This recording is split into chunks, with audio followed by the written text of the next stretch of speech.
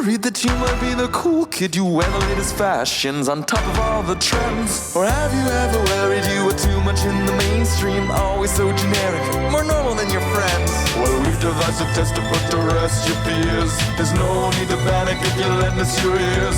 Tonight you can't sleep easy after all that you've heard. Cause if you like the show, then you're probably a nerd. Oh, Canon, it's Canon, it's all.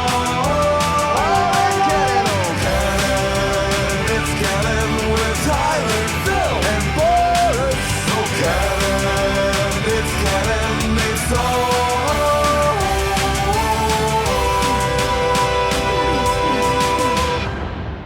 in Canon.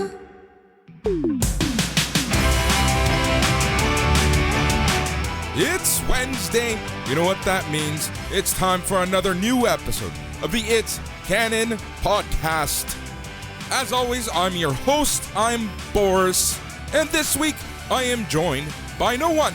It's just me, it's Boris talking to a mic, and thank you for joining us, thank you for listening, thank you for subscribing, thank you for giving me and Phil and Tyler the time of your day to listen, enjoy hopefully, and, partake in the It's Canon podcast. The show where we talk about all things, everything pop culture. The show where we talk about all things video games, comic books, toys, books, Muppets, Legos, and we always have the interview. And the best part of everything is that it's all in canon. So this week, we're changing things up a little bit for this special episode. And a few weeks ago, I had the pleasure of interviewing Jamil Barbar from the Barbar Show. You can find his podcast everywhere. He'll let you know where you can find it at the end of our interview. And it was a fun interview. We're trying new things here on the show. We want to really expand. It's crazy to think that 5-6 years ago now, we started off in early April 2015, and we were just talking about comic books, just comic book news. We were giving you our ratings. We were giving you our thoughts. And it was crazy to think. And as much as I love comic books and talking about comic books, I really wanted to expand the show. So we took a brief hiatus in 2016. When we came back, we kind of rebranded as the Everything Geek Show. And that was a lot of fun. And then, again, as real life took over, and both Tyler and I kind of, were incredibly busy. We took a couple months, years almost, and we've relaunched the show here and there. And then in 2020, Phil came on board, and what I really wanted to do was be the pop culture podcast for everyone. A little bit of here, a little bit of that, a little dash of something, a sprinkling of something else, and that's basically what the show is. So I know that we really vary in the subjects that we talk about, but I hope that it kind of expands the world for you as it's expanding the world for us. And I really love just talking about different things, so I hope that everyone is enjoying as much as I am, but I'm having a blast doing this show for everyone. And one of the things that I really wanted to do was kind of have one-on-one interviews with people. So from time to time, we're going to get a special that just has one of us, either myself, Phil, or Tyler, and we're just going to talk about random things. We're going to have some thoughts. We're going to have an interview. And this is one of those episodes. So, in this interview with Jamil Barbar, we're going to be talking about life. We're going to be talking about stonks. We're going to be talking about social media. We're going to be talking about the future, the different ways generations view money and savings, and the way that you should live life. And at the end of the day, you do you. That's really the whole point of this. But it's also to get a better education on how not everyone has the same life view as you. And it's important, super important to respect that. But, the only way to respect that is to have a better understanding of how people view life, how people view money, how people view their futures, how people view their day-to-day job. Because that's the number one thing that seems to be changing, especially in the COVID-19 era. Everybody's job has changed in some shape, way, or form. And we need to embrace this. We can't be stuck in our ways. We can't be, not wanting to change with the times. That's a very slippery slope. But again, it's respecting everyone's decision to do things the way they want. So that's why I'm going to borrow a famous saying from one of my best friends, and that's Kim. And she always says, you do you, pal. And that's exactly what this is. It's you do you, because at the end of the day, it's your life. But again, I'm going to stress this, and I stress this a lot. It's having an understanding and respect for other people's choices. So, without further ado, here's the interview with Jamil Barbar from The Barbar Show. All right, everybody. Now I am joined by Jamil Barbar, host of another podcast known as The Barbar Show podcast.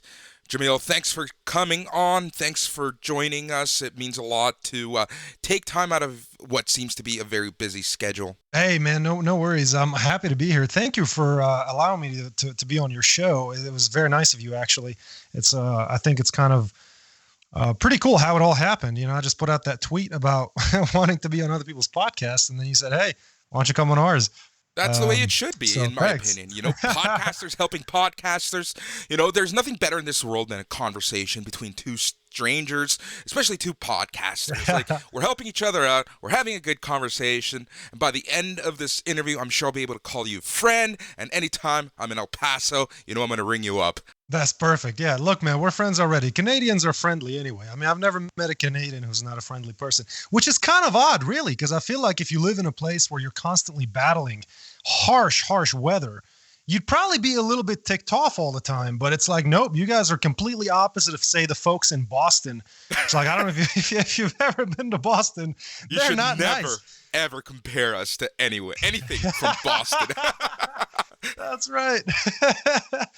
Yeah, my first time there, I was like, man, these people are mean. I thought I was at a restaurant. I remember I thought the busser was going to get in a fight with me. He's just giving me a mean look. I'm like, hey man, I'm just here for some dinner.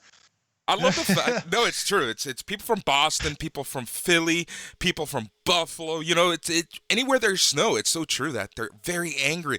But I love the fact that you said that all Canadians have, because I know a lot of assholes. I know a lot of dicks. I can be an asshole too. So it's kind of funny that, like, you know, universally we are known as, you know, the nice people. But let me tell you, that's not generally speaking, especially where I'm from. You know, I'm from Toronto, so that's like the New York City of Canada. And the big joke is that, you know, everyone from Toronto thinks that they're the center of the universe, even though it's true. Like, let's be honest here. If it wasn't for Toronto, but I'm joking. But, you know, it's kind of funny that, like, that's the perception. Especially, I find the further south you go, that's really what they think. So, like, originally, I'm from Los Angeles. I was born in LA. I moved here when I was super young. God. So I'm basically more Canadian than anything else. But when I go home to LA, it's like, you know, number one, I'm known as the Canadian. Then it's kind of like, you know, South Park jokes. And then they say, it's like, why is everyone so nice?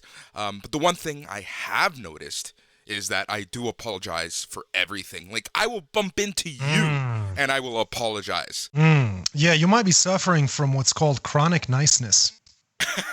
You familiar with that?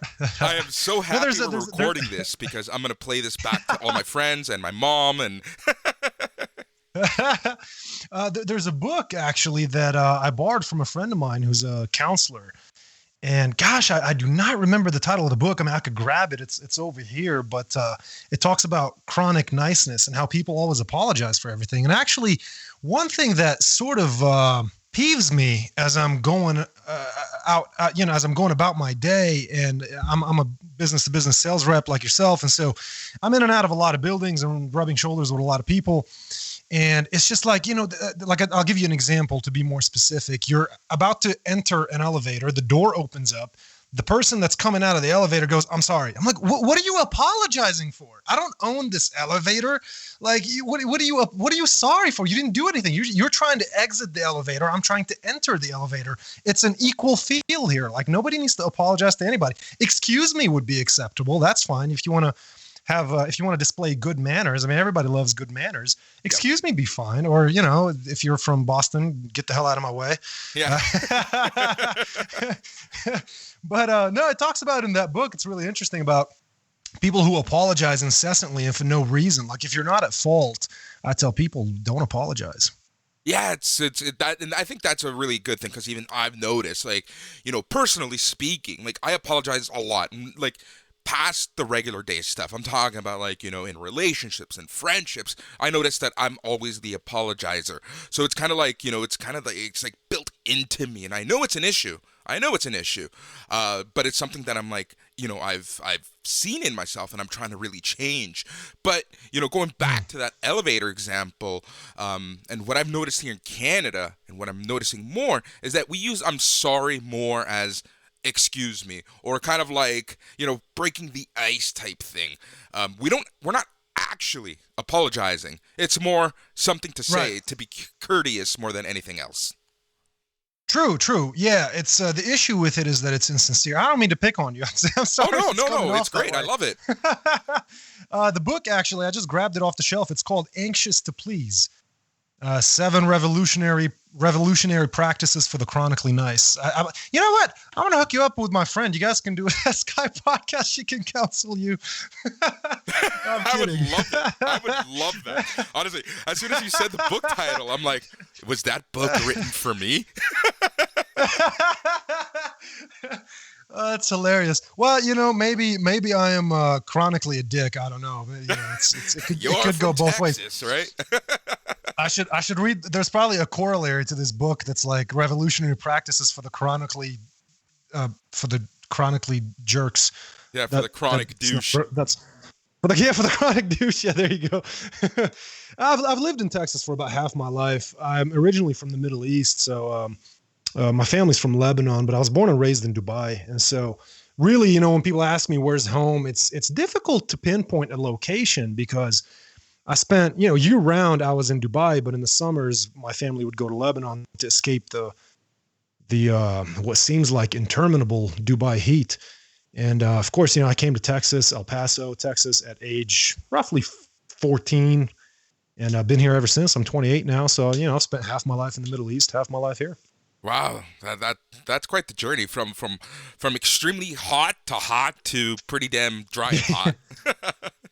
To pretty damn hot. Yeah, it's still hot, just not humid. Yeah. Which, I mean, hey man, I'll take it. We're especially with my job now, going out and about all day. You don't want to be just sweating in your suit. Like a colleague of mine in Florida, he packs about 5 shirts in his car on a regular work day and just switches them out throughout the day. And I'm like, dude, your dry cleaning bill must be outrageous. Like, I don't like that. That just sounds. Is there a bonus? Like, can you expense that? I'm like, that just sounds crazy. But hey, I want to ask you this: what got you into sales? Got me into sales. So I am a developer by trade. I was a developer for a medical device company. Then I was a developer at BlackBerry. When I was at BlackBerry, that's when I was bored. I'm a good developer. I like it, but I always need change. So that's when I got into project management. And then from project management, I went into kind of product ownership and, the higher level project management and stuff like that. And then I went to kind of consulting, technical consulting, deployments, like system deployments. And then, not that I was bored, but I found that, at that point I was doing a lot of travel for work, talking to customers. And that was the part of the job I really liked the most was, I get bored easily. So having a new issue, having something new come up every day, I'm like, I can do this. I can talk to people. I like talking to people. I like the technical stuff. I can actually speak their language, and they're very receptive. That because I am a developer and project manager, like we can connect on that level, right? So when my company decided to start a new department, I was just asked, hey, do you want to become, do you want to start and lead the customer success department? And I'm like, hell yes. I didn't really think about it too much. Like, it was crazy. Like, before they even finished the call, I knew what my answer was going to be. I bided my time, but I kind of knew where I wanted to go. So that's how I got into sales. And I love it. Like, it's a lot of travel, but it's something new every day. I get to see the product actually being used. I get to talk to, in one day, I'll be talking to 3 or 4 Fortune 500 companies. I'll be talking to startups. I'll be talking to companies around the world. Obviously my job has changed a lot within the past year because of the pandemic and everything. But, at the very least, I still have the opportunity to talk to all these different companies, and it's so much fun. So that's the long answer of how I got into sales. Mm-hmm. That's good stuff, man. You've worn a lot of hats. It sounds like exactly. You're doing. Yeah, it's one of those things. Like, through our Twitter conversations, one of the things I asked was, "What do you want to talk about?" And I think we're both easygoing. But one of the things that really struck me was the fact that you want to talk about kind of like careers and money and that journey, right? Because even though that I'm the typical 9-to-5 guy, I've kind of built my own journey in the way that I wanted to, right? And I find that people and kind of our age group, like I'm 35 now, and I find that people, around our ages are kind of doing that. And kind of building our own journey. We're not doing it the conventional way that like our older siblings or our parents did it, right?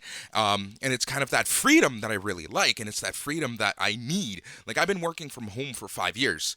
I don't want to change that. I like the freedom it gives me. If I have an appointment to go to, I'm going to go to that appointment. I don't want someone telling me, no, you're not allowed. The fact that I know people who work in these office jobs and it's so restrictive. Like to me, it's just like, it's super weird. So I've been lucky to work in companies that are kind of forward thinkers in that sense and kind of give you those opportunities, which, you can't really find. But, I just find that like, it's that unconventional way of doing your thing. Sure. Yeah. Office jobs are a death knell. They're incredibly stressful. You're basically trading your life for a paycheck. Yeah. That's really how I look at work. And I like what you said about, older siblings taking a more traditional route, because that describes me perfectly. My oldest sister is a doctor. My second oldest sister has a master's degree, although now she's in sort of in device sales. She actually joined Medtronic. I don't know if you're familiar. Oh, they're one of my customers. Oh, really? Nice. Yeah, in the Minneapolis there. Nice. For me though, it's always been about, there's gotta be more to life than what all the adults around me repeated to me over and over as a child. Right. And I hated that message of go to school, get a job, save some money, retire, die. Go to school, get a job like that. Well, they wouldn't say die. That was just sort of inferred. Yeah. But it's like, well, there's got to be more to life than that. I don't like that. That just seems so restrictive. And so I've always been more of a free thinker. And I thought so my answer to why I got into sales is very simple. It's the quickest way to make the most money. I got out of college and I said, well, how do I start making money? And I'm very open when it comes to talking about financial matters. I don't understand why people treat it as taboo. I think more conversations around money. Yeah, more people need to be talking about. Well, actually, I know why some people don't talk about money. It's because they failed at acquiring it. Yes. They're these people who are older and they used to yearn for that life of wealth and financial freedom, and they were never able to achieve it. And so now they got to a point where they're like, money just creates headaches. I have a friend who's a millionaire and he's always dealing with accountants and lawyers. And I say, look, I'd rather deal with my accountant than with my landlord for lack of payment on the rent. You know what I mean? Like, which problem would you rather have? Yes, wealthy people have stresses. Poor people have stresses. Would you rather have a rich guy's problem or a poor guy's problem? It's really that simple. I think people though ask the wrong question, right? So The question that is often asked is, you hear everybody talk about this. I'm sure you've heard it 1,000 times. People say, does money buy happiness? And I think they're asking the wrong question.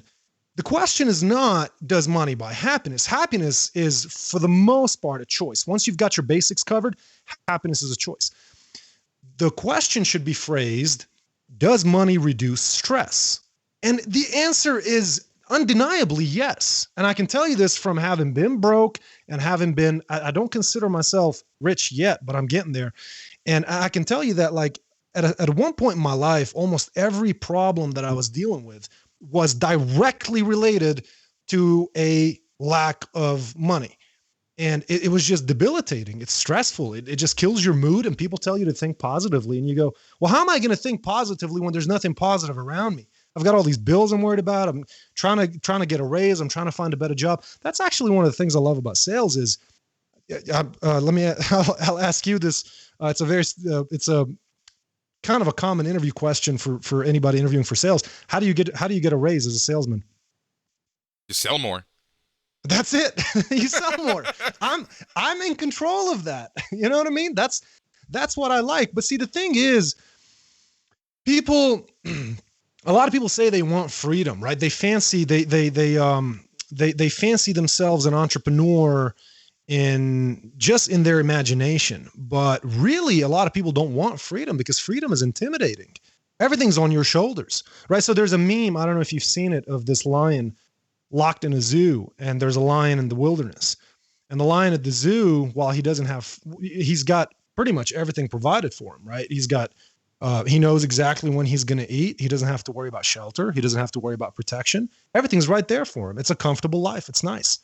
The lion at the zoo doesn't have that. I mean, the lion in the wild doesn't have that. He's got to go hunt. He's got to find shelter. He's got to protect himself and his pride. But, of course, a lion, there's not a whole lot to worry about. But the point is that lion is free, and freedom comes at a cost, which is if you're an entrepreneur and you own a business, you're going to have to go out and hunt. Whereas most people, that looks appealing to them because what they see you hanging out with your buddies at 2 p.m. because you happen to have a little bit of free time during your day, but they don't know that you're doing meetings all night and on the weekend and all the other extra stuff. And so they say they want freedom, but they don't. That's why they defer to authority. And they spend their lives, just like you said, in a very predetermined, well carved out, paved path where they know that I'm going to go down this road. I'm going to get this degree. I'm going to get that job. This is my starting pay. They spend it, and if I work for X amount of years, I'll have this much raise. The whole thing, their entire life is planned out in front of them. And to some people that's comforting. But so I look at that and I go, these people are spending their entire lives in just living in this limited lane, following the rules. And for what? For the privilege of a 401k or dental insurance? It's like, why don't you figure out how you can, what it costs to provide that for yourself and then just go out and do it. That's exactly it. I think that's the perfect way. It's like I find a lot of people are just kind of happy with what they have. They see it as a privilege, but they don't realize that, the real privilege for me, for a lot of people, for yourself, I'm sure, is time, freedom, opportunity. Yes. We create our own time. We create our own freedom. We create our own opportunity. And the optics of that to some people who are in the 9 to 5, ride, they see us as kind of like the loafers, like, oh, what are they doing? Oh, that looks like fun. But then, when it's time for them to actually try it, they can't, because a lot of people, and here's the thing though, I think that what's important is for people to realize that 9 to 5 grind isn't for everyone.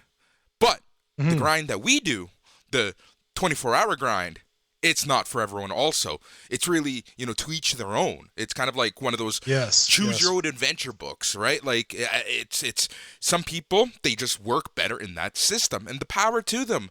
And I'm not going to judge you because you're in that system, but don't look at my life and think that, that things come easy, because chances are we're working just as hard, if not harder than you, because our success is 100% driven by how hard we grind. Absolutely. And so, people who, like I'll use my oldest sister as an example, because she's a doctor, and you look at her life now, being that she graduated and finished residency and all that, about, I think it's been 2.5, 3 years, something like that. Her life is pretty good now, right? But she's in her 30s. And so I look at those. First, you have to decide how much money do you need to have the life that you want. That's step one. Once you decide that, then you go look at, okay, what am I going to do to get there? And if you decide I need $500,000 a year to be happy, like I have a friend who's an anesthesiologist and makes about $500,000 a year. He spends every dime of it. He doesn't have kids. He's single. He spends every dime, and he goes, I don't know where $40,000 a month goes, but I spend it. And that's what it takes for me to be happy. And I go, okay, well, we can get into a conversation, a discussion about that, but that's besides the point. The point is he figured out I need $500,000 a year to be happy. What career would provide me that income? And then he went out, sought it out, and he got it. And so for me, it was like, okay, yeah, I could take a traditional fixed route like that, and I could make pretty damn good money. But what am I sacrificing in return? So I mentioned earlier, you're trading your life for a paycheck. To get to one of those careers, you have to sacrifice all of your 20s and part of your 30s at the pursuit of that career. And then you look at the life of a doctor, for example.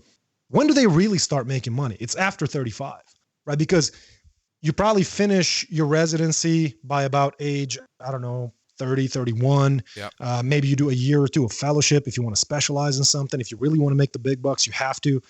And then by the time you're finished paying off student debt, you're 35, 36. And then maybe you started a family because that's about the time of life where most people decide to have children. And now you've got that going on too. That's also making your pockets bleed. And so really by the time that you've established a solid financial foundation and you can go out and buy that sexy car or take that badass trip that you've wanted to take since you were 18 years old, you're like 40 years old, you know? And maybe you don't even want to do it anymore. Maybe Hawaii is not even all that appealing after 20 years. I don't know. Right. So for me, it's like, I just try to tell young people specifically, this message is like for people who are in high school or about to get out of high school, is it's hard to know what you want to do at that age. It's really hard. So if you're not absolutely sure, if you're not dead set on something that you want to do, try to do something general that keeps your options open, and evaluate the return on investment that you're getting from going to college. That's something that a lot of people don't think about. They just go get a career because, again, that message has been drilled into their heads since they were little kids. They go, oh, I'm going to go to college. They get a career. They get out. You know, they've piled up all this student debt, and they've piled up maybe $60,000 of debt, and they got a job that pays them $30,000 a year. Well, they're never going to get out of debt. Yep, exactly. You know, and we're seeing that right now with Generation Z, right? Like it's so profound in that generation. Like, you know, go to school for 4 years and then what? Get a $40,000 job, and then pay off school, and then what? You know, it's Yeah. that can't be good for people's stress. Like that can't be good for going day to day with, you know, with that on your shoulders. Then you factor in family, because, you know, family at 25 is what you're supposed to do, right? So, you know, if you do what I know, right? If you do what you're supposed to do, and what I mean by that is what our parents and the people who kind of brought us up through school and all that fun stuff, if we do exactly as they've told us, you know, it can lead to a pretty stressful life. And this is the thing. As I said before, I'm not saying that, you know, don't listen to people. I'm saying that you have to do your job as a human to figure out what you want to do, just like you said, and actually go out and do it. It's hard work to figure out what you want to do, number one, and it's harder work to actually get it. But you know what the hardest part is? Keeping that. Yeah. You know, like once you have it, once you get it, take care of it. Exactly, because I know a lot of people who had it and then they screwed it up, and that was it. You know, taking a look at my job, and you know, it's I have this hybrid of the 9 to 5 and do what I want.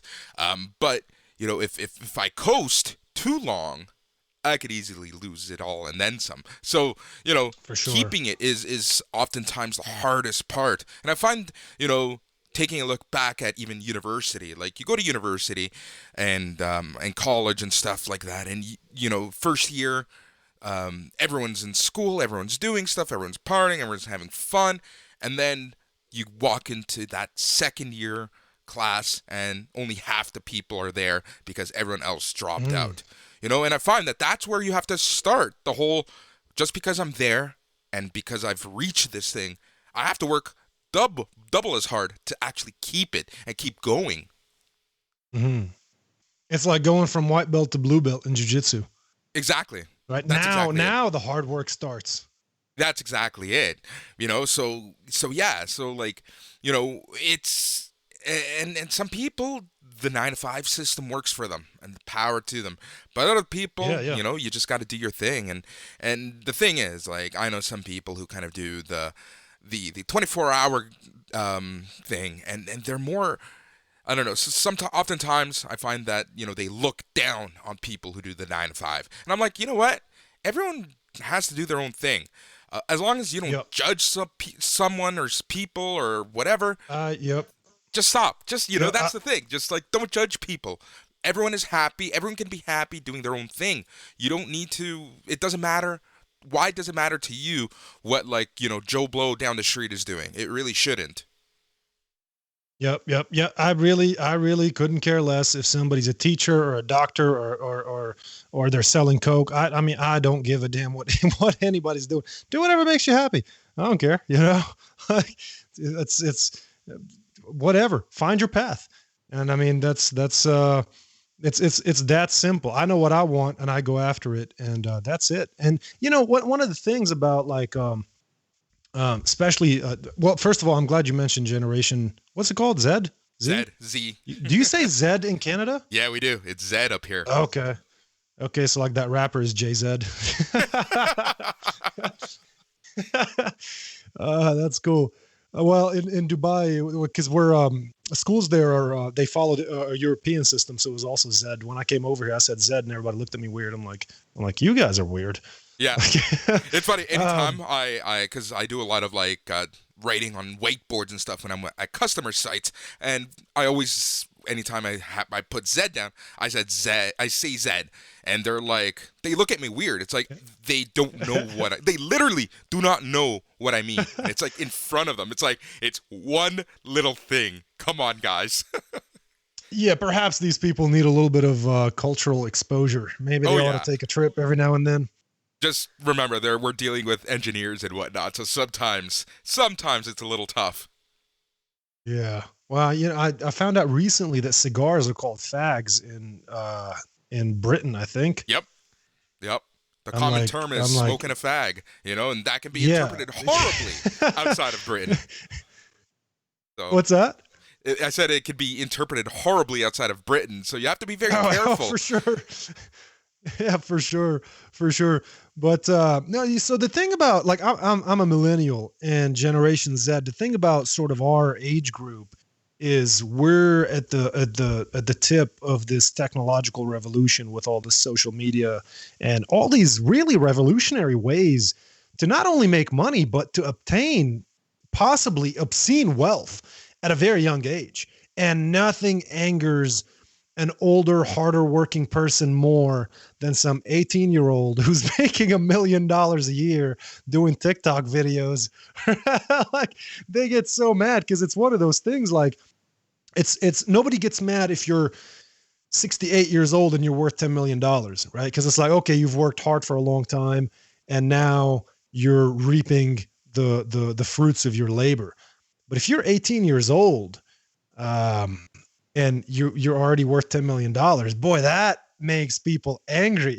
Like, because you're young and you have money, like you have money and time. And so people, like, there's a common saying, you can have money or time, but you can't have them at the same time. And so if you defy that rule, it doesn't sit well with a lot of people. I think it's hilarious. But to that point, that's actually one of the reasons why I started a podcast and I became more active on social media in recent months. But I tell young people, I talked about this just on my last episode. If your parents don't understand how a hashtag works, you might not want to take career advice from them. Exactly.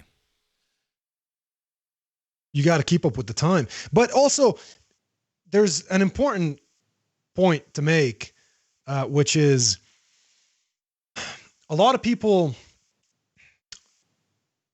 want to be entrepreneurs and influencers and, whatever other label you could use to basically describe somebody who sits at home and takes a few selfies a day and makes lots of money. That's what they think that life is. And I tweeted recently, especially the title influencer. I think that one's kind of comical. And sometimes, I like to stir shit up on my social media. And so I tweeted recently, influencer is the new synonym for unemployed. It recently took over realtor and entrepreneur. Love it. So there's all these unemployed. I can't tell you how many unemployed people I've met who are like, hey Ben, what do you do? Oh, I'm trying to become a realtor. I'm an entrepreneur. I have an online business. It's like, no, you have a website. That's different from an online business. You haven't sold anything yet. You just have a website. Yep. That's completely different. And it's a grind, man. Like I don't know what kind of setup you have in your studio and what the investment for you was, but no, at the very least it was a good amount. Whatever it was, it's a good amount, right? Yep. You spent and you invested on this equipment. I know for me, it costed me quite a bit because I wanted to put out a good product. I wanted to get good equipment. I don't like that mentality of, that's part of the reason why, I have no doubt that I will be wealthy someday because I don't compromise. If I want something, I'll find a way to get it. I don't settle for anything less than. But so I decided to make this investment and set up a studio and start a podcast. And it's going to take a lot of time. You know what I've made from my podcast so far? You know how much money I've made? How much? About last time I checked, it was about $2.83. That's $2.83 more than I have, and I've been doing this for 5 years. Oh my God! Yeah. So here's the thing. So I launched the It's Canon podcast about 5 years ago, and it was just about comics. So it was the super niche market, and it was going really well. Then I just got burnt out with travel and work and all that. So I needed to take a step back, and I just wasn't having as much fun doing the podcast, and our audience was great. It was high. I should have monetized, and if I had monetized, I probably would have stuck doing it, but I didn't, so that dropped. So when I relaunched the show last year, it's essentially relaunching at net zero. I'm at a point now where I should monetize, but I'm very particular about things. So until it's perfect, until I'm ready, I'm not going to do it. But when I do it, I'm going to go, 0 to 60 in no time. So like that's the type of person I am. Sometimes I know I'm sitting on this gold mine, not literally, but like, in my mind, I'm sitting on this gold mine and I'm losing.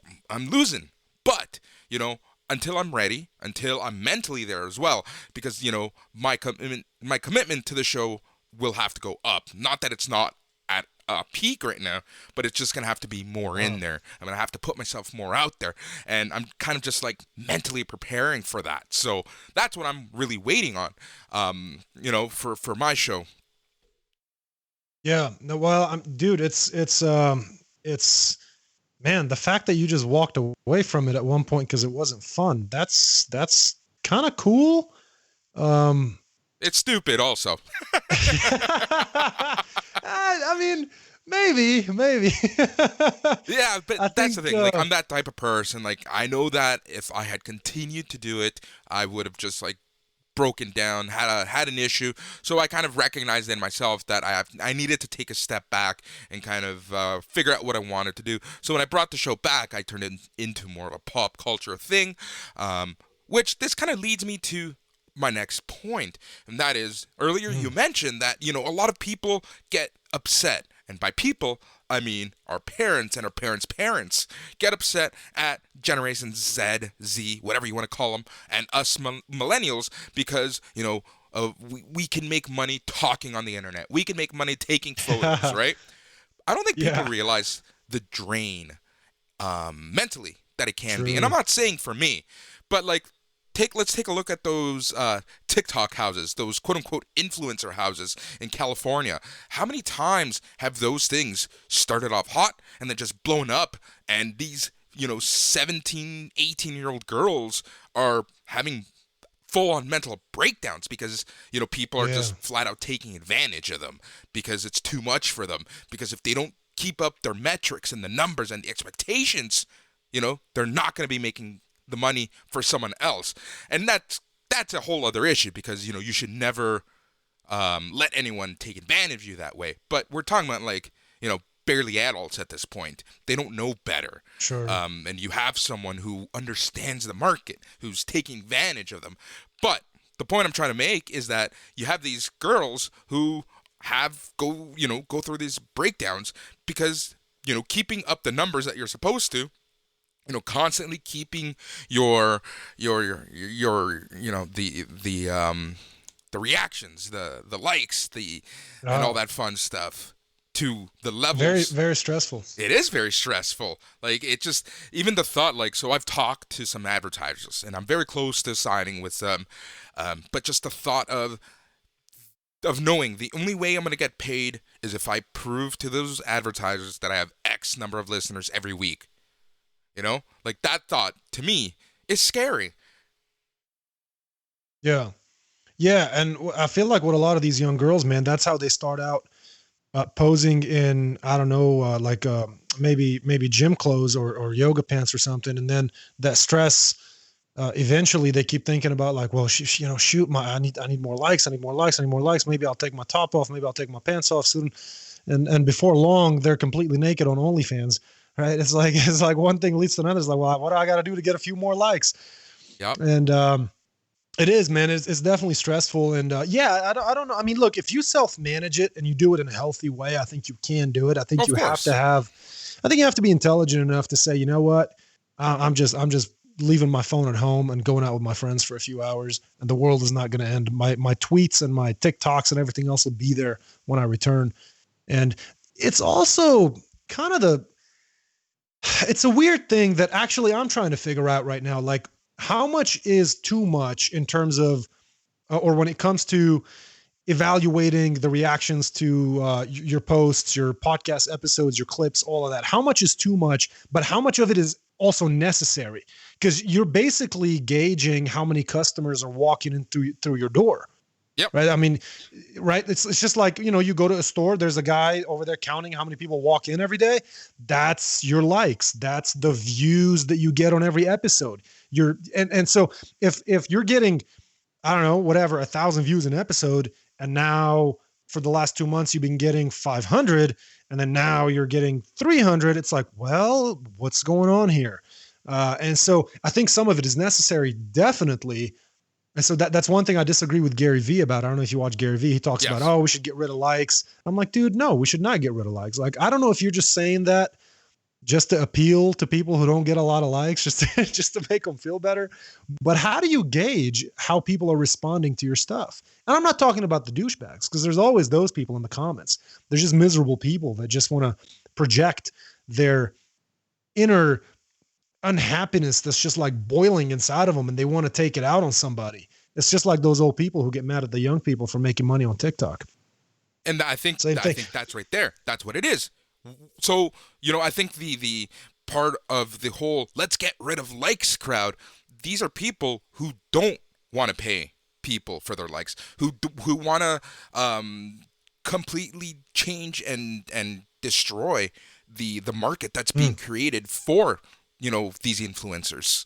Because if you can't gauge what those quote unquote customers are doing, whether they're liking, whether they're reacting, you know, how engaged they are with your posts, then how can you monetize it? How can you put a $sign to each click? You can't. So that's why I always take a look at anyone who says, let's remove likes, it's too much. You know, there's a part of it where it can be stress inducing, but there's a part of it that it's a whole business decision and a whole market that needs to be evaluated.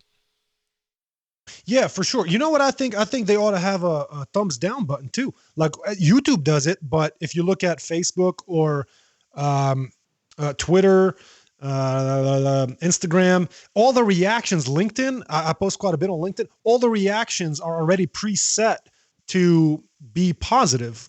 And I'm like, well, where's the thumbs down button? What if I think it sucks? I got to tell this person that it sucks. Of course, you can tell them in the comment that it sucks, but why is there a thumbs up button, not a thumbs down button? I think that's also the issue. There is you can't manage and gauge and get a firm number on how many people dislike the post, right? That's the issue. Wait, why not? You do it on YouTube. Oh, I think you should. I think it should be opened up. I'm just saying that, like, you know, for me, if I'm posting something on Facebook or LinkedIn, I kind of want to know what my customers, what my followers think of my post, because that will then change kind of what I do, more or less. So, you know, I firmly believe that there should be some form of negative reaction to your post. Yeah. Oh, for sure. And you know what, man? Some of my most popular, my currently my number one most watched episode on YouTube is an episode that stirred up some emotions, and some people felt very let's just say pissed off by some of the comments that were made on it. And they started leaving comments, and then people who disagreed with them started responding to those comments, and it created this whole conflict in the comments section. And the views on that episode tripled within like a 24-hour period after it had been basically dormant for about 6 weeks. And I'm like, that's pretty cool. Like, I didn't mean, it wasn't my intention to provoke anyone, but that's what happened. I just say what I feel. I just voice my opinion, and if somebody gets provoked by that, it is what it is. But sometimes that also works to your advantage. Yeah, and you know the thing about the controversy creates cash, right? I think that's one of the that's a good things saying that I've learned. Controversy creates cash. I wish I could take credit for coining that, but I did not. That comes from Eric Bischoff in the world of wrestling. And that's something that I've actually realized works so well. I don't do it on purpose, but sometimes I'll say something controversial, and I find that, you know, people engage with those hot takes, for lack of a better term, so much. Or you know, for example, similar to your thing, one time I was talking about, you know, the whole Black Lives Matters movement, and I just said, can't people just be nice to each other? Like, what's so hard about not being an asshole to someone else because of what they look like, what they are, what they preach, what they think, you know, whatever, the color of their skin, etc. Some guy sent me an email, basically just, you know, calling me a dumbass, blah blah blah. So I posted this on my personal Facebook, and I'm like, you know, it's I forget what I said, but I basically just highlighted what this person posted. That episode got so many people on my personal Facebook to actually listen to my show, and I'm like, I didn't really intend for this to happen, but I'm not angry that it happened. Sure. Yeah, it's almost like, you know, you want to tell that person, gee, I wish everybody suffered from chronic niceness. Exactly. I mean, all things considered, it would be a nicer world. But that's exactly right. And, you know, there's also, to a certain degree, I can't really, you have to just put out your best self, your best episode, your best conversations, and then not really concern yourself with the outcome. It's a weird thing, man. It's a weird balance. It's like there's this just conflicting approach of yes, I do need to know, but then I can't get too consumed by it. And yes, it's tricky to balance it out. And I know some people talk about, like, some of these big time podcasters and other people on social media talk about, like, they never look at the comments. They're just like, there's nothing positive in there. It's just people arguing. I don't ever want to look at it. But I feel like they're so famous that perhaps they don't need to. They don't need to. They know that there are people watching them. They've been doing it for so long that they already know they have a good product. So they got to a point where they're like, all right, I don't need to concern myself with this. Yeah. Here's the thing. For me, personally, when I started doing this, I cared a little more. And it's not so much because I want everyone to like me. It would be great if everyone liked me, and I could make millions if everyone liked me, but that's not the case. It was more, I like to see the gauge, and that's kind of how I gauged what the quote-unquote audience wanted, you know? But now I'm at a point where I release an episode, and if it gets 500 listens, I'm happy. If it gets 1,500 listens, I'm happy. If it gets 2,000 listens, I'm happy. Regardless of how many listens I get, I'm going to be happy. And I don't really care as much per se, you know, and I kind of let the comments speak to the happiness of the audience at any given point in time. So I guess what I'm trying to say is that over time, I stopped caring as much, but I still rely on it to a certain extent to kind of gauge what type of content people want. But I'm not going to change who I am to mold myself to a character on a podcast, because I find that that's a mistake a lot of people do. They become this character on a podcast, and it's like, that's not them whatsoever. It's too fake at that point. Man, you're a salesman. You're a chameleon. You ought to be able to adapt to all situations. No, I'm kidding. You still have to be yourself, even as a salesman. Yes, there is adaptation to your audience, which means if I'm in front of a doctor for the first time, there's a certain way that I'm going to talk, as opposed to if I've been working with this doctor and we've gone out and had drinks and we're basically buddies and I've known him for 3 years. So that's where the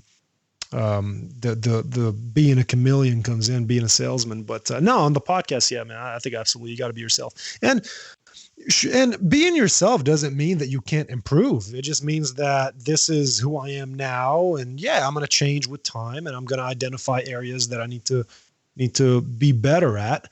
Everything from communication to maybe sometimes you're too blunt, and I know I could be blunt sometimes. I'm very guilty of that, but that's just what it is. But I want to ask you, how many millions you want to make? You said it'd be great if you make millions. How many millions are we talking about?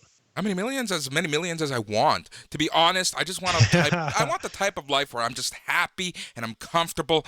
And I can't say I've put a number to it per se, but you know, I just want to be in a point in my life where I'm not concerned about retirement, where I'm not concerned about if I, go on vacation this year, then I won't be able to afford XYZ, right? I just want to be able to do what I want when I want. And I'm not talking about being filthy, stinking rich. I'm just talking about being comfortable. Because for me, being comfortable is being happy. Like, I grew up very poor. My mom and my dad, mainly my mom, she did a great job at kind of shielding us at how poor we really were. Like, my mom put herself in debt just to kind of hide kind of how bad things really were, and I am forever grateful for that, because I never went without stuff. And by stuff, I mean, the electronics and stuff like that. I always had a computer. I always had the tech that can help me get to where I wanted to be and get where I needed to be. I know a lot of people they have the unfortunate life where they just haven't been able to get that. So how do you climb out of that hole?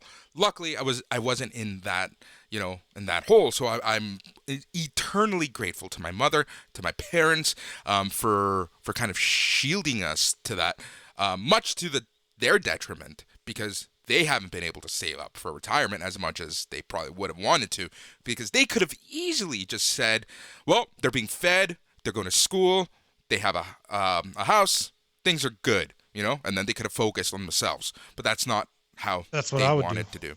Yep. Exactly. That's what I would do. If I ever have kids, they're gonna think I'm a terrible father. Yeah. And that's the thing, though. I believe in tough love. I believe you got to let them learn. You've got to make sure that your kids understand that they need to carve their own path. Nobody's going to do that for them. Their feelings don't matter. I think that's a really important thing to teach young people. Nobody cares how you're feeling. You still call the electric company when you don't have money because you lost your job, because you don't like your boss, and tell them that you're feeling upset and you lost your job and you can't pay the bill. They're still going to cut your electricity. Maybe in Canada they'll give you a week because people are nice over there. But over here, they're going to cut your electricity as soon as you default on the payment. I think a lot of parents, they go wrong in they say, like, they have the attitude of, I'm going to work really hard so that my kids don't have to. And I think the way they should look at it is, I'm going to work really hard and I'm going to make sure that my children understand that I work really hard so that they can realize what the value of hard work is. They just need to kind of switch it around and say, you know what, the world is tough, and I'm not doing my children any favor by telling them, hey, honey, don't worry, you got a college fund, you've got a trust fund, you've got a trust fund for your trust fund. We're doing everything that we can to make sure that you never have to worry about anything, because you're setting them up for a fake life. Oh yeah. That's just not how the real Yeah. world works. I struggle with R's and L's. I don't know if it's because my first language is Arabic, but real world. There you go. I gotta say it slowly. I do too sometimes. That's hilarious. That's just one thing that I think my kids would hate me for, but You know what though? They won't hate eventually you. they would learn to love it. They won't hate you because What's that? I think they won't hate you because, when I described kind of like my family, that's what it was. It was what you just described. My parents worked their asses off to provide the life, to give us the opportunity for us to work our asses off to get somewhere. If we had stayed in California, if we had stayed in LA, I wouldn't be where I'm at right now. We didn't live in the good neighborhoods. We didn't have the good schools. It would have been half near impossible to even be given the platform for the opportunity. What my parents provided were at least a platform for that opportunity. I still had to find my own way through university. I still had to, go through all that and pay my way through everything. And, they provided the basics and a little bit of extras, like I said, like the tech, because if it wasn't for me playing around with tech, I would not have gone into computers. So, they gave me kind of the essentials for where I wanted to go. I think that's the better way of explaining that. Yeah. Because just like you said, And that's my perfect. mom was the first person to say, look, the real world is tough. If you don't do it, no one's going to do it for you. So, lift up your pants. For lack of a better term, be a man, lift up your pants, and fight for what you want. Right. That's right. No, that's exactly right. And I'll tell you man, this. You said, yeah. sorry, man. You said that your kids would probably not No, go like for you. I'll tell you, they'll appreciate you when they're older because I'm I joking. appreciate my parents so much for that. It's crazy. Right. No, I have a friend who I use it as an example. He same thing. He thought that he jokes about it. He says, and he's like in his mid 40s now, but he jokes about it. He says that when he was young, he thought that they were really poor. And then when he turned, 16, 17, he went to his dad's business to help him out. And he started looking at some of the books and the revenue. And he goes, Dad, like, do you make all this money? And he goes, yeah. He goes, wow, we're rich. I didn't know we were rich. And the dad goes, no, you're not rich. I'm rich. I'm rich. Yeah. Like, that's a good point. And then he was, he kind of was a little bit bitter about it when he was younger. But for years now, I've known this guy for a long time, and he's one of the most successful people I've ever met. He can just, at the drop of a hat, he can just pick up and go anywhere in the world and do whatever the hell he wants, regardless of not even concern himself with what the cost of whatever it is that he wants to do is going to be. He can just like pack up right now and say, well, Italy looks nice. Let me go spend a week there. And it's that's a pretty cool thing, but I'm so glad you don't live in LA. Yeah. Jeez, I'm happy for you. That's the worst place in America. Nobody should live in LA. Everybody should just leave California. Don't come to Texas, but you can go north, go to Oregon, go to Washington, just stay away from Texas. But everybody should leave California, man. That's a terrible state. Their taxes are outrageous. And, everything is just way too expensive. The real estate is incredibly overpriced. And you hear these horror stories. To me, they seem abstract. It's almost like I know it's true, but I still have a hard time believing it because let me tell you, the dollar goes really far in El Paso. And I think being in a small city, a small, inexpensive city is a really good way to set yourself up with a solid base before you try to get into more entrepreneurial ventures, because the dollar goes a longer way. So you can save more money. You can invest. You can do things on the side that create multiple revenue streams so that you can take risk later. If you live in California, I hear these horror stories about people in places like San Francisco who make $80,000, $90,000 a year and they're homeless. They live in their cars. They can't even afford an apartment. I'm like, this is insane. Like, that's not even a real place. How can that be a real place? Well, let me tell you about Toronto. If you make 80 grand, if you're a young single person in El Paso and you're making 80 grand, you can basically live like a small time JZ. you could be a baller with 80 grand in El Paso if you play it right. Yeah. And I think that's another important thing to talk about because, here in Toronto, our real estate is insane. It's ludicrous. Our housing Really? market, the average house cost just reached $1 million here in Toronto. Whoa. I love that long pause of that like sinking in. So that's, you bring up a great point, and that's, take a look at where you live and where you're doing it, what it is you're doing. Because, I chose to stay in Toronto, and in the grand scheme of things, I feel like it was almost a mistake because I get paid fairly well, but, and I've been saving, but I don't have the house. I don't have this just yet because it's so hard. Like, no one around 30 you can afford a house just because $1 million. It's absolutely That's ludicrous. so crazy. Yeah, it's crazy, man. Rent alone. That doesn't even seem real. Yeah, I know. Rent alone. I'll tell you about rent here in Toronto. So a 1-bedroom will cost you at the very least, and we're talking about a iffy place, about $1,500 a month. We're probably looking at over $2,000 for a nice, comfortable, 2-bedroom for you and your partner to be comfortable. You're looking at over $2,000. Jesus. Yeah. Is that like in a neighborhood where you're at risk of having your groceries robbed from you on the way home? Or is that in a decent I would say place? It's decent enough. I know people who pay about $1,500 and they're in a pretty rough area. But it's that's kind of like the thing. So going back to what we've been talking about, and Gee, man, maybe you'd be better off in LA. You should go back there. Dude, trust me, I've probably thought be a about little it. bit cheaper. Oh, it is. It is. Well, it depends where I want to Oh my live, God. right? I know, it's crazy, man. It's absolutely insane up here. But we get free health care. That's number one. That's comforting. It just, honestly, Maybe. when it comes to the whole medical stuff, it's something that we really don't think about just because we are covered. So, it's almost like ignorance is bliss type thing for us up here. Of all the places to live in America, Las Vegas wouldn't be the worst. Yeah. It's one of those places that I know some people who live down there, and they're super happy. They love it, actually. They get left alone. It's great. Huge properties. It's pretty good weather.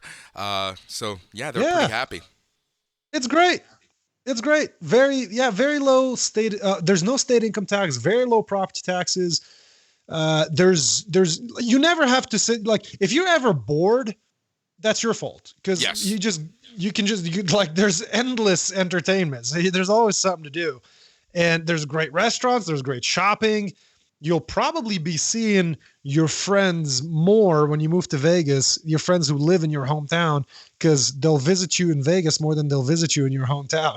100%. Like I know a guy, I have a friend in Vegas who goes, yeah, man, I moved here from Oregon and then I started hanging out with my friends a lot. And I'm like, what do you mean? He goes, yeah, they come down here, just about every weekend. I get a text, hey, we're in Vegas, let's hang out. Like, that's fun. Funny. Something also for people to think about, when it comes to where you're going to move. Everybody, there's such an appeal of New York and LA and Austin and all these places, but they don't factor in what it's going to cost them to move there. And you know what? You don't have to anymore. This is one beautiful thing about social media and these internet superstars. What do they call them now? They don't call them celebrities anymore. What's the word? Public figures. Yep. It's like you don't have to go to New York or Hollywood for a casting. You can cast yourself with your phone. Yep. It's really that simple. And I mean, I think that's just amazing. That's so cool that you have the same advantage if you have a cell phone as anyone else in the country. Now, sure, yeah, okay, we can split hairs and talk about, oh, well, this person's dad knows someone and that person's mom knows someone. Yeah, okay, whatever. But you can get scouted. You can be seen. You can be noticed from anywhere in the world. Well, not the world. If you're in, I don't know if they have Instagram Saudi Arabia. Anywhere in North America, you can get scouted, and it's like I think that's a great thing. That's a really cool thing. It's both good and bad. Social media is both good and bad. Technology is good and bad. Cars are good and bad. Everything's good and bad. It's just how you use it. That's exactly it. I think that's a perfect perfect way to put it. Everything is good and bad. Depends how you use it. Depends how others use it. And it's hopefully we can adapt it to aid us more than anything else. Because even people kind of like in our situation, like for me, I don't need to live in Toronto. I can live basically anywhere in the world as long as I have internet and a webcam. That's all I need now, at least for now. So where are you gonna go? And I've thought about going back to California sometimes, just to not to live there, just hang out there for like a year or two or something like that. Somewhere where I really fell in love with, and you're gonna laugh, but I don't know why. Just really enjoyed this town a lot, and that's Milwaukee. I've never been. It's a lot of fun. It's like my kind of town. Like, in the middle of the day, let's grab a beer. Everyone's happy. It's my kind of town. Not too expensive, nice enough. They have sports. It's all that I need. Oh, that's pretty cool. I'm thinking about moving to Puerto Rico. I don't know if you're gonna laugh about that or not, but the reason being is, again, taxes. I want to make the most money in the cheapest part of the world. That's what I want. So, like, I'm all about efficiency and getting things quickly. I don't have, like I talked about earlier, the patience to be in medical school for 15 years before I start making a good living. I want it now. And so I started doing some research the other day, because right around a year ago, pre-COVID, it's kind of funny. I could not have timed this event any worse. I literally picked the worst time in history to enter the stock market. And that was like my first time ever. I was like, you know what? I'm doing well. I have this extra money. It's just sitting in my bank account, decaying, just rotting there because of inflation. My account is worth less and less every day. And so it's time to get into the stock market. I get into the stock market. 3 weeks later, worldwide quarantine because of the pandemic, and I lost like 80% of my investment within 3 weeks. In the long run, I ended up recovering and had a pretty good year. And now it's it's just a regular practice for me. I place so many trades I can't even count. But I started looking at, okay, like this year I'm gonna get dinged so hard on the income tax because it's a capital gains tax. I believe, I don't understand it fully yet, but I believe it's off the top. Like if you're in the 20% bracket, 20% of what you made, 30. And I started doing some research, and I found out that in Puerto Rico, they don't have a capital gains tax. Now, let me just preface that. Let me say, I'm not an accountant. I'm not 100% sure on this. I'm actually trying to get an accountant on my podcast so that we can talk about it at length, because I want the full explanation. And if that's the case, it's very possible that I'm going to end up in Puerto Rico or the U.S. Virgin Islands maybe later this year, because I want to, if I can keep all the money that I'm making in the stock market, man, that's what I'm going to do. Yep. Makes sense to me. I want to spend my time podcasting and snorkeling. Honestly, that for me, I might finally have time to learn to play the piano. I love it. See, that for me is life. If I can spend the rest of my time kind of doing what I want, podcasting, watching sports, having a beer, hanging out with friends, that's what I want in life, So those are my goals. So you just said you played the stock markets. What do you think of cryptocurrency? Oh, I'm not one to speak on that. I really don't know much about it. It seems undeniable that it will be more and more incorporated in our lives with every passing year. Yeah. That just makes sense, right? From the little bit of research that I've done on crypto, that just seems like it makes sense. Now, what does that mean exactly in real life application? I don't know. I don't buy this hype about it becoming a universal currency, because you still have borders, you still have countries and boundaries, and countries are going to fight to keep a currency of their own. You can't unify the world's currency. North Korea ain't doing that. The United Arab Emirates ain't doing that. Yeah, it worked for Europe, right? But Europe is basically like they're all cut from the same cloth. I mean, they have very varied accents and whatnot, but the euro works for them. But I don't see a universal cryptocurrency. But I think it's undeniable that it will be more incorporated in our lives in the future. And I think people should be paying attention to it because you want to catch that wave. Otherwise, you're going to be like the people who started the first websites when the internet started out in the early 90s. Yep. The people who launched the first websites, they all did great. Even if you just bought a.com, if you just bought that domain, the letter A.com, you later on sold it for, I don't know how many millions of dollars. And so it's something to pay attention to. I think it's revolutionary. I can't go into detail on it because I have not done in-depth research about it. I will say, though, I want to brag about this later on. Actually, I was after this, I was getting ready to post about it on all of my social media, including StockTwits. I recommend people start using StockTwits if they want to keep up with news of what's going on with the companies in which they're invested. There's a company called Peri. That's the stock ticker, PERI. It stands for Parian Network. And today, last I checked, which was in the afternoon, a little bit before the markets closed, it was the number one stock in the what was it? The market or something like that.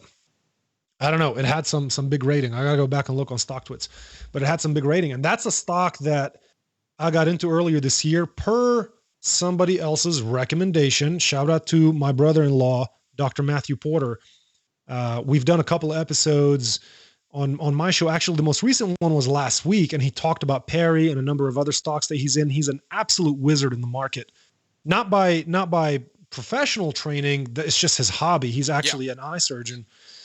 And so I put that out there so that people take his advice with a grain of salt. But he talked a lot about Peri, and we're very, very big on Peri. And I mean, it's performing very, very well. And I think it hasn't even begun to run yet. And so we got in at about, I think it was 12 or 13 bucks a share earlier this year. It hit 28 today. And even at 28, I think it's incredibly undervalued. I don't see a reason why this company is not $100 a share. It just needs to get on the radar. And I think it will do that. Yeah, that's typically all it takes, right? Just a little positive attention, and then it'll blow up, right? Or something happens. Yeah, I need Elon Musk to tweet about it. Yeah, exactly. Pretty much. That's all it takes nowadays. So funny how that Elon works. Musk or Kathy Woods or somebody. Yeah. All right. So now that we're talking, I think the stock market's great, though. Oh, it really is. Now that we're talking, just in terms of being able to establish multiple revenue streams, because you never want to be dependent on just one thing, because what happens when that thing stops working? Yep. I think financial independence and freedom it hinges on establishing multiple revenue streams. And so there's so many tools out there. I'll throw out a few recommendations for people who want to look into this. There's a website called Seeking Alpha. You can look up companies over there. You can read their earnings reports. You can look at the history, the entire story of that company. You could look at. You could go back and read articles and watch how they've grown over the years and what their plans are and everything. Seeking Alpha, StockTwits. There's a website called Docoh, DOCOH, and I don't use it. I've only tinkered with it a little bit on my brother-in-law's laptop. But you can view the investments of just about every hedge fund in the world. And so he likes to follow some of the leading hedge funds in biotech and technology. And you can look at what they're buying, how much of it they own. You can see when they add, when they trim. It's really cool. So really, if you wanted to, you could just follow the lead of some of these leading hedge funds. And odds are you will be steered in the right direction. That's Hopefully. the thing. VCs and hedge funds know where it's at, and sometimes you can see a trend in where they're putting in all their money, and you can probably extrapolate that information and make some pretty good guesses and guesstimates for yourself. Seeking Alpha They're in the club. Exactly. Seeking They're Alpha in the is club. I'm not. Yeah, Seeking Alpha is a site I used to use all the time when I worked at BlackBerry, Oh, just cool. to see how much the media hated us. It was a good site to kind of see, like, when an impending doom was going to come. So yeah, that's a great website. They have really smart people writing articles for them, and it's one of those things where disclosure is key. So you don't when you read an article, the disclosure is going to be at the very top. So I would trust a lot of articles coming from there, especially as they tell you, hey, this is what I own, this is where I'm at, these are my positions, etc. For sure. Let's talk about technology eradicating jobs. Do you hear the job title stockbroker anymore? Nope. It died. When did it die? I don't know precisely, but it died a while ago when people were able to go online, open a brokerage account, put whatever money they want in it, do their own research, buy their own stock. What did they have to do before that? They had to get on the phone, call their broker. It was like this special group of guys who had access. They knew what was up and nobody else knew because, well, how am I going to read the earnings report of C Limited or Prevention Bio? I can't. I got to call my guy. He's the guy who gives me information. He's my Google. So I got to call my guy. I gotta say, hey, what's the stock at? And he goes, oh, let me tell you, I got a great tip on the stock, and this is how much it costs. Send me $10,000, I'll invest it for you. And then you do that, and then you can't really follow up, and so a lot of fraud would happen, a lot of thievery would happen. People couldn't really keep a close eye on their investments, and that's why there's such a stigma attached to what used to be called stockbrokers, now called financial advisors or financial planners.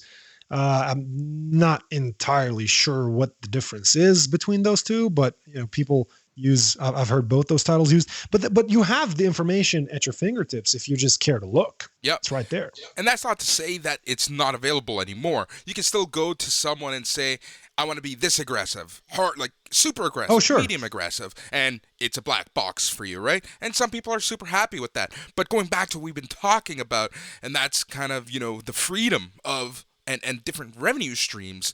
This is the way to do it. It's literally your future is in your own hands, and this Literally, it's on your cell phone half the time. Kind of it's funny because that little black box that got open, that Pandora's box that was open, these people in that market used to hold all the power, and little by little bit in using it as the Quest trades, as the Robin Hoods, as people became a little more informed about their world. They've been getting a little angrier, and this is why for me, I believe that the financial story of the decade is going to be what's happened with GameStop, because we've cracked the code and now they're pissed off. Yeah, this whole GameStop thing is really comical.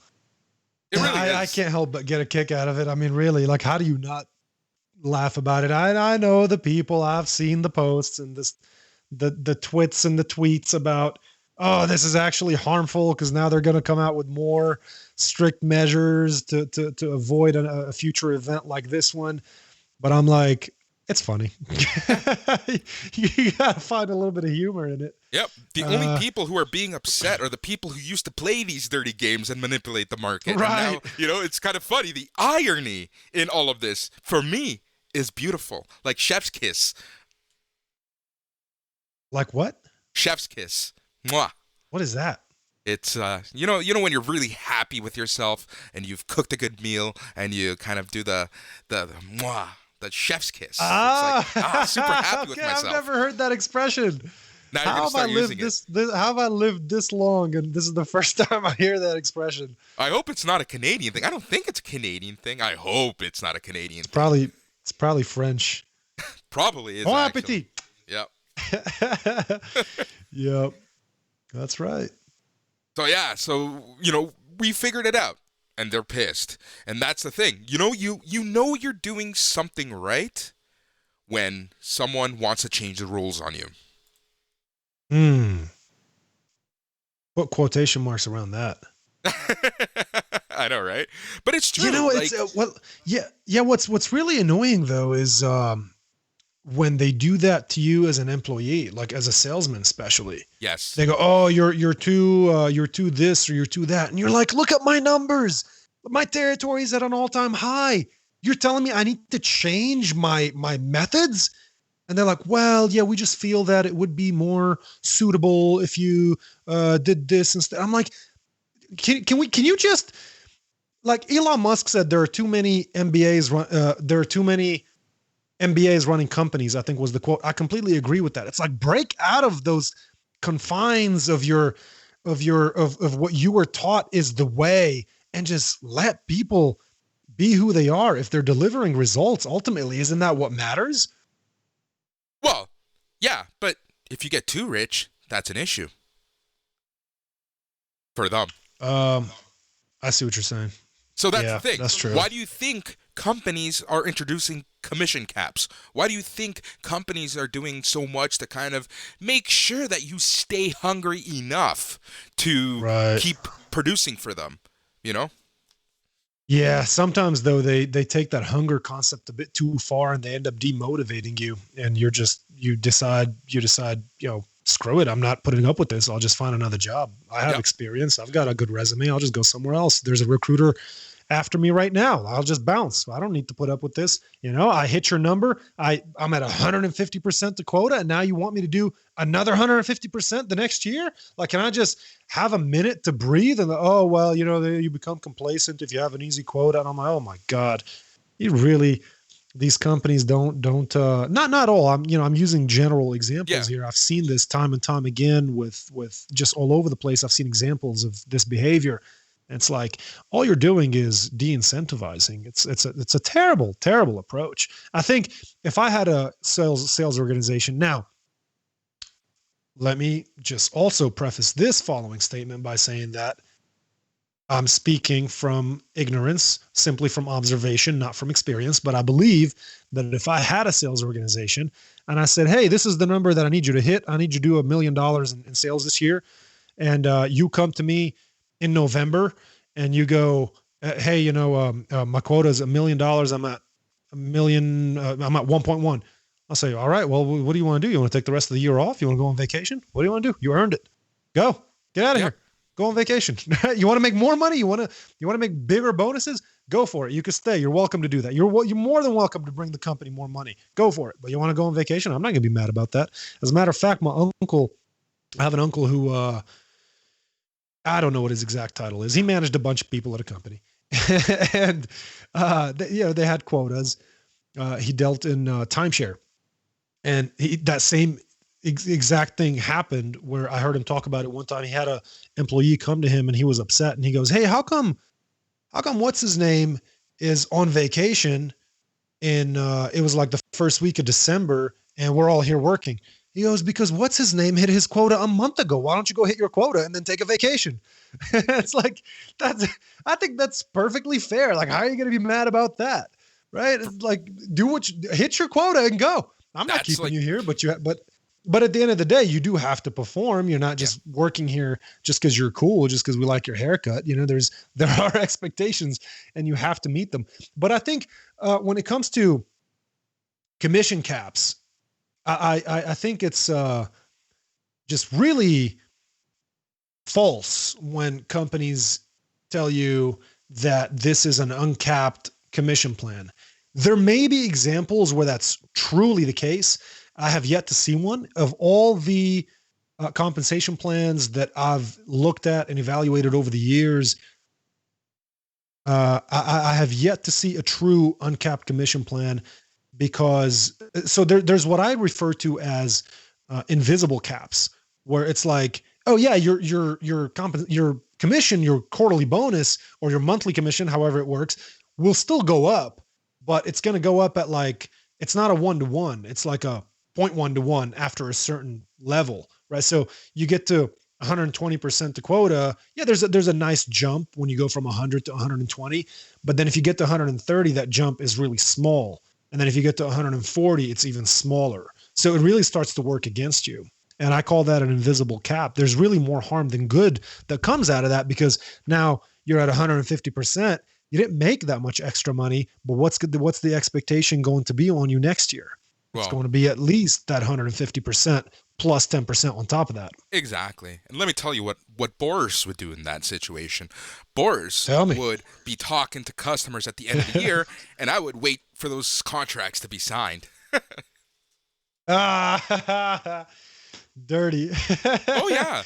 I gotta, I have a friend who, I don't know how he does it. It's seriously, maybe just well, he is in a much different field than me, still medical sales, but totally different playground. And he hits his quota every single year for the last, I think, 6 years in a row. He's hit plan in a company where really that's a very rare case to hit plan 6 years in a row. And that company is really, really rare. So he's really good at his job, to say the least. But he hits plan every single year, somewhere between December 25th and December 31st. And I'm like, dude, I don't know. you're like doing the GameStop thing to those people.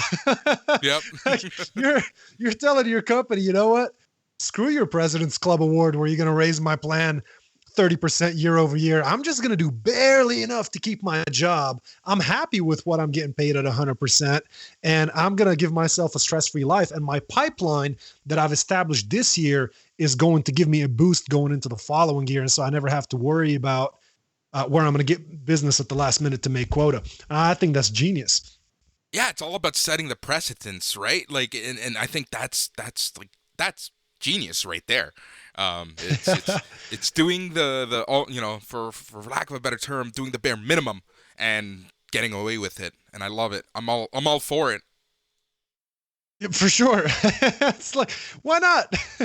It's why not? If that works for you, right? There's those people that are really after the awards. They want to be on that podium giving a President's Club speech, which, by the way, most of the time is just so pedestrian and trite and boring. Oh, I'm so honored and I feel very fortunate to have received this award. I'm like, just get up there and give us a little bit of honesty for a change. Why don't you get up there and tell us that you got this award because you kicked ass and you're awesome and you can't wait to be partying at the beach wherever the President's Club trip is, and see you next time. Why you got to get up there and sound like everybody else? It's so boring.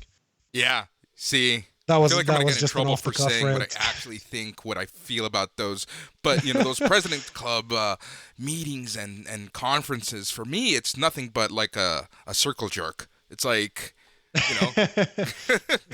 this is how good we are. As you're fapping, it's just, for me, it's just not. I don't care. That's just me personally. Can we curse on this show? Oh yeah. Okay. I just said circle jerk. Like, well, yeah, but I don't know. I mean, that's kind of like that's like a rated, I don't know, PG-13. Like if we want to go rated R. So do you watch UFC at all? Oh yeah. Okay. So you're familiar with the greatest post-fight punchline ever by Nate Diaz after he beat Conor McGregor?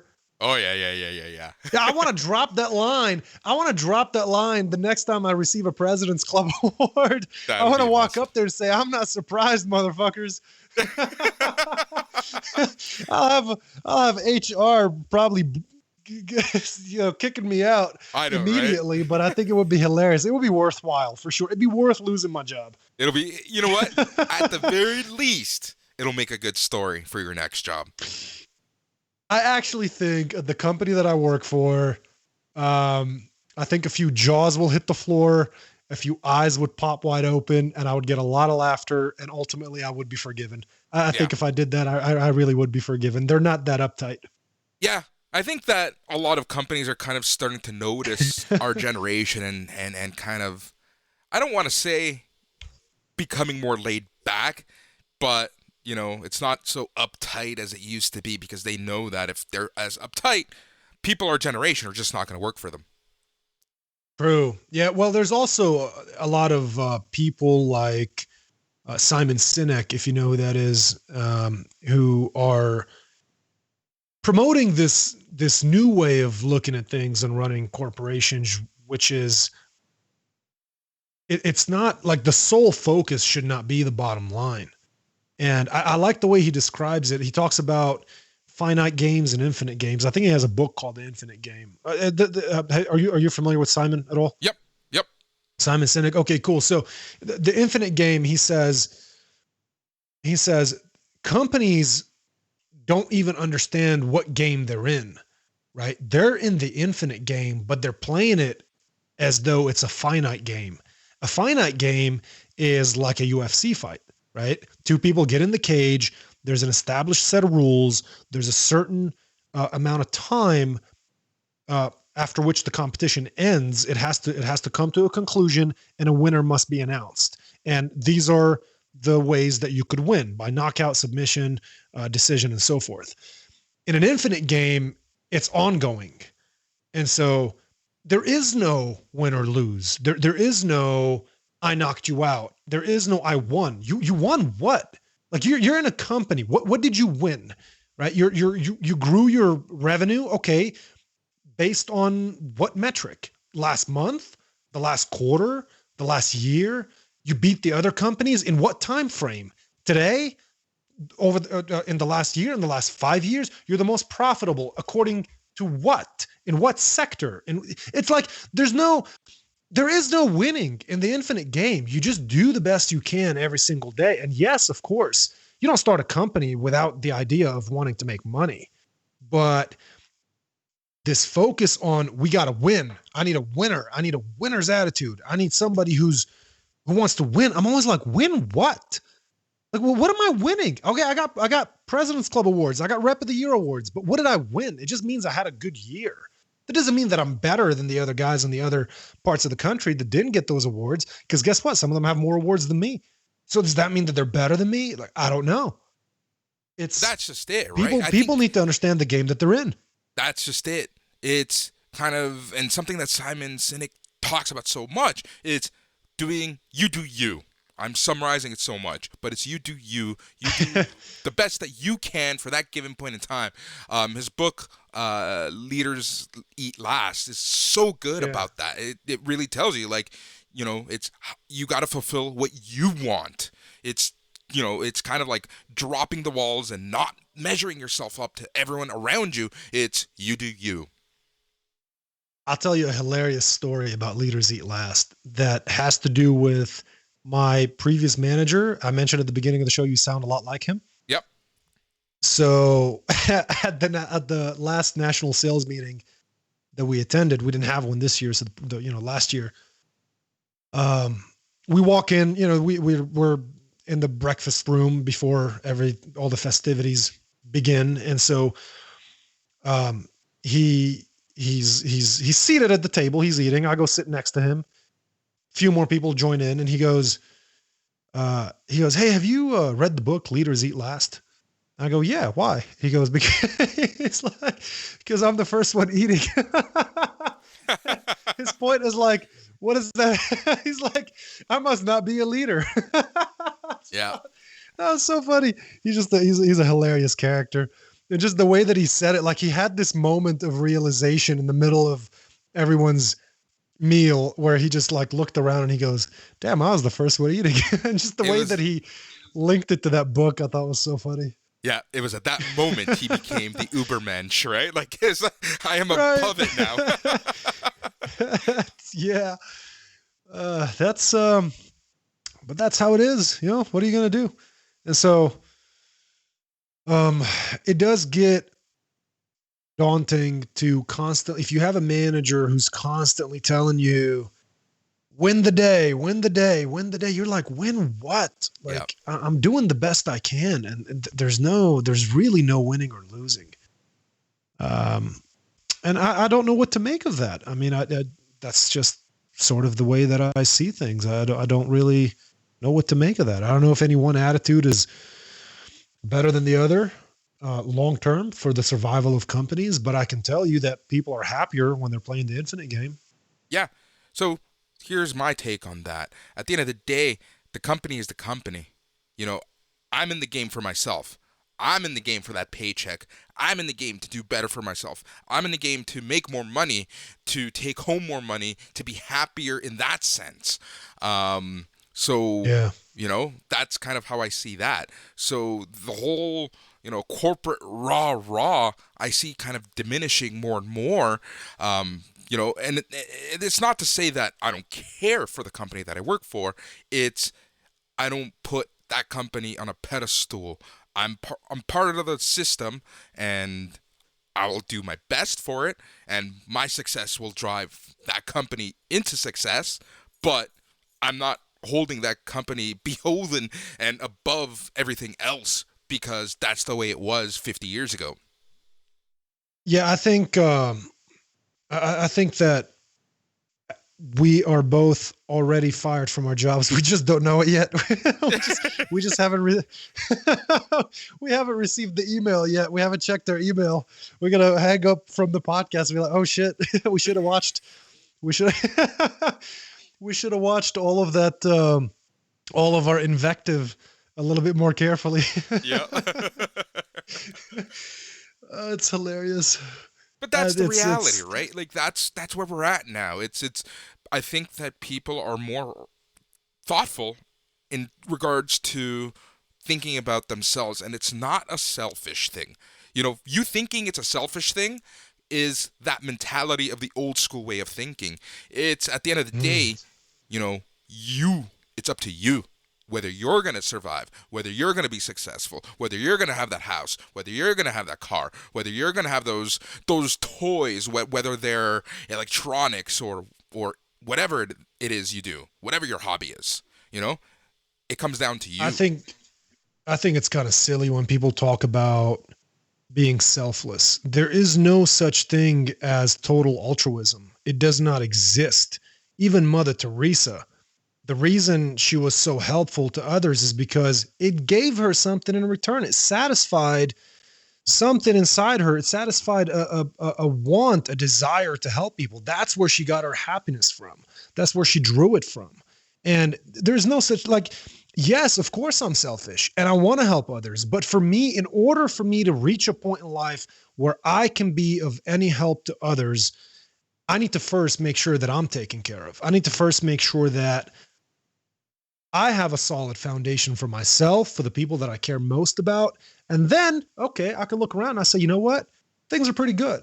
Let me, what can I do for somebody else? And maybe I don't do that, right? Some people don't like to do that. Some people have billions of dollars. They don't like to help anybody. They want to take it to the grave.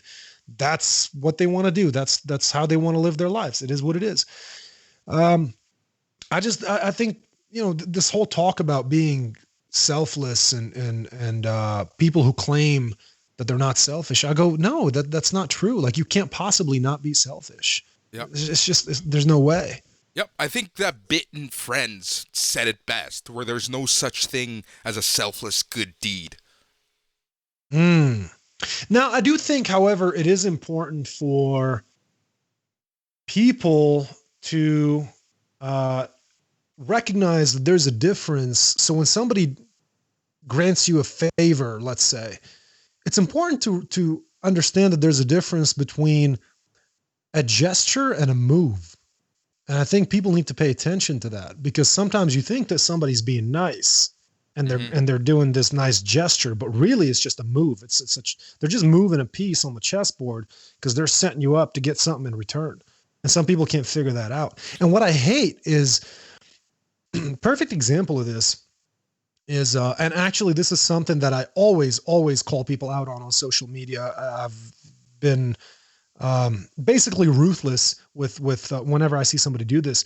You see these people who are posting these videos or pictures with someone that they helped because whatever, I saw a guy with this post with put up a picture of him with some other guy, and they're at some store, and he's like, oh, this guy right here, earlier this year was homeless. He was struggling to find work, blah, blah, blah. Gave the whole sob story.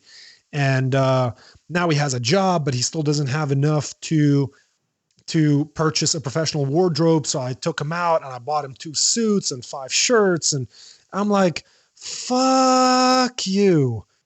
I'm like, that's just filthy. You're using this guy's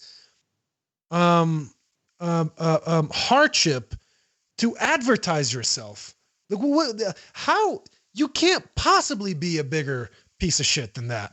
Yep. I can't use sophisticated language to describe that scenario. It is what it is. We see this a lot with regular folk, but we see this all the time with celebrities. And you have some celebrities calling out each other about this. And it's true, because that's just like, the ultimate dick move. It's like, come on, oh, God. Just take a step back. At that point, it's like, are you really helping them? Are you really, really helping them? Like, you're not. It's just ridiculous. That is, I just can't with that either. It's advertisement. And on the flip side of that, there are people who they never learn. Like, these are people who really, from what I've seen, struggle in life. I know there are people that I'm very close to that I've seen fall prey to this error time and time again. It's like, I'm talking, these aren't young people. These are people twice as old as me, and they just can't ever figure it out. They're constantly taken advantage of. And so the same way I say there's a difference between a gesture and a move, and we need to be able to distinguish between the two, I say that there's also a difference between being nice and being naive and letting people take advantage of you. Like, I know people who have been used more than Google, and they still can't figure it out. They still have people taking advantage of them, and their lives are very rough. They keep falling on their face. They build themselves back up. Somebody else finds a way to screw them over and over and over. The cycle never ends. And it's like, what's the saying? How does it go? Fool me once, shame on me. Fool me twice, I'm a dumbass. Something like that. Yeah, pretty much. Yeah, something like that. I think I paraphrased. It's fool me once, shame on me. Fool me twice, shame on you. Fool me once, shame on you. Fool me once, fool me twice, shame on me. Because if you fell for it twice, shame on you. Sorry, I flip it. You're right. Right. Fool me once, shame on you. Fool me twice, shame on me. Yeah. Right. Yep. And that's the thing. And here's, with that said, you recognizing these things doesn't make you an asshole. If someone's going to be taking advantage of you, if someone is going to be not disingenuine with you, and you call them out, that doesn't make you an asshole. Call people out if you have to. Sure. Yeah, I think that's really a necessary skill to develop, a helpful skill. I wouldn't say necessary, because you could just walk away. Yeah. But I think in certain cases, it's a helpful skill to develop. Okay, let's link this to sales. I know people, luckily I've never been in this position, but I know people who have taken over territories where the previous rep was a gift giver. Mm-hmm. The previous rep walks into a clinic, takes some lunch, takes some coffee, takes some cookies, takes some whatever they take them, and they never get any business, and they just get used over and over and over again. And at some point, you, the rep, have to walk in and say, and you have to have a conversation about that.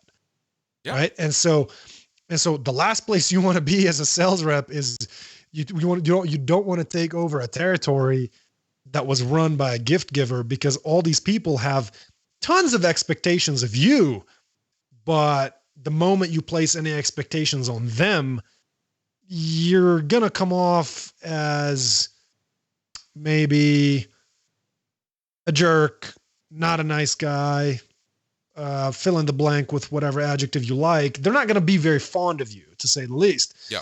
And that's a result of someone spineless who never confronted the situation, just kept walking in there and repeating the cycle.